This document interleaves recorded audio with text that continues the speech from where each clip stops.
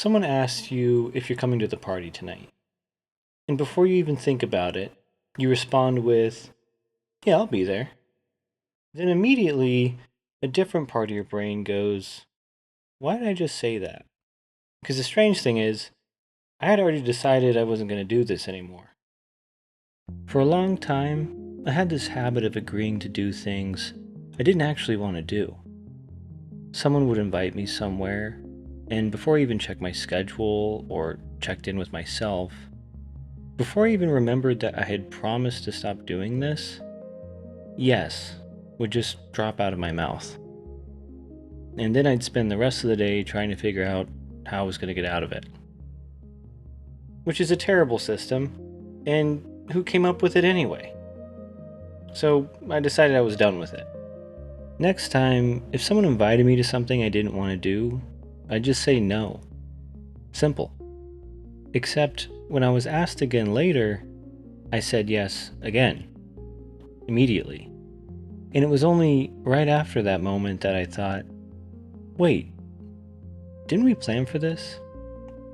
Trying to understand this led me to a stranger question. How much of your personality is actually a choice? And how much of it is just old strategies running on autopilot? A lot of traits in our personality have that same feeling. They don't feel like decisions. They feel like they just slowly formed over time, while we were distracted with living. When we're young, it's not like we build a personality on purpose. It's more like something that we just kind of stumble into while reacting to whatever's happening around us. If staying quiet avoids trouble, then cool. Who needs talking? If making people laugh smooths over tension, humor becomes a tool. And if saying yes quickly creates just enough social pressure to get you out of the house, well, that works too. At least for a while. After some time, I realized something strange about that yes reflex.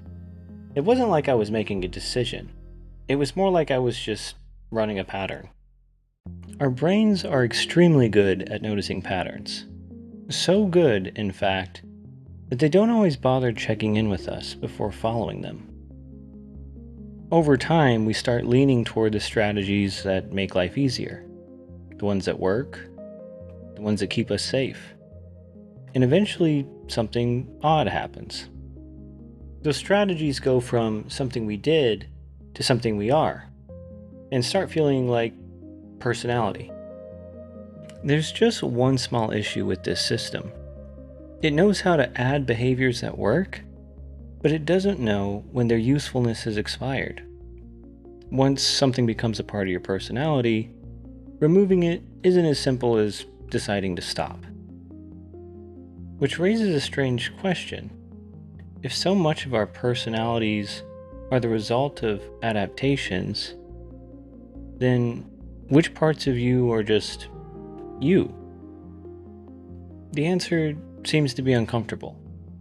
We can't really draw a clean line, but there might be at least one clue.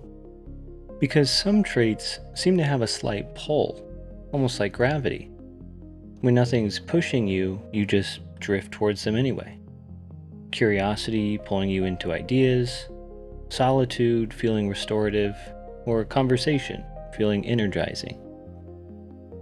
But other traits feel more like work. Scanning for people's reactions, avoiding certain kinds of conflict, or brainstorming 12 creative ways to say no after you've already said yes. Gravity pulls you towards something, but work exists to prevent something. And yet even that distinction isn't perfectly clean, because sometimes a trait that starts off as an adaptation becomes a trait that we actually appreciate. A kid who learns to tell jokes to diffuse tension might later discover that they genuinely love humor. Or someone who becomes responsible out of necessity might grow up to be someone who deeply values reliability. The strategy might come first, but over time, it becomes character, which makes the whole thing harder to untangle. Because now the question isn't just, is this really me? Sometimes the better question is, Does this still serve the life that I'm living now? Which brings me back to the party thing, because saying yes automatically didn't feel like gravity. It felt like impulse followed by maintenance. Almost like my personality was slipping into this avoid disappointing people mode. The system wasn't broken.